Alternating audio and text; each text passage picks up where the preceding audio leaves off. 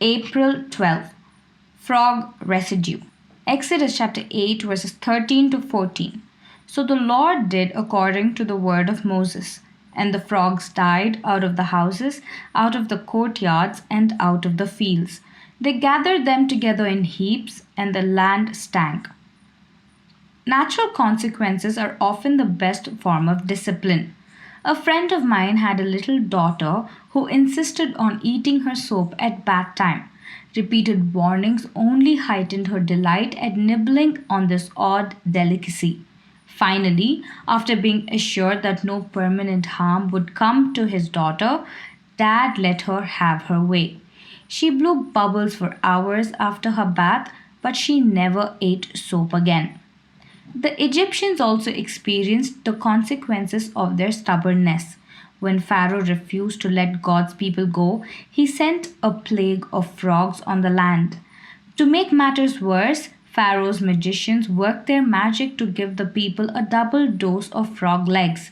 Even Pharaoh finally had enough and asked for the frogs to be removed in return for the release of the Israelites. When Moses interceded for the Egyptians, however, God did not remove the frogs. Instead, he caused them to die. That cured one problem and created another. In a matter of hours, the land was filled with stinking piles of frogs, the residue of the people's willful sin. Sin often leaves a residue in Christians' life too. Even though a sin might be forgiven, God may well allow the consequences to continue. He does not do this to exact revenge, but to remind us of the seriousness of sin. The natural consequences of our behavior are often God's way of discouraging us from repeating that behavior in the future. When tempted to sin, do not be lulled by Satan's assurance that you can be forgiven. That is true, but remember Pharaoh's frog residue?